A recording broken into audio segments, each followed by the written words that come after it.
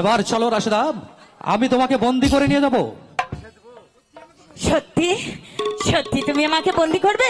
হ্যাঁ, তবে লোহার শৃঙ্খলে নয়, তবে? আমার এই হৃদয়ের শৃঙ্খলে তাই নাকি? তোমাকে বন্দি করে নিয়ে যাব। দুটি মনে লেগে গেছে জোড়া, তাই নাকি?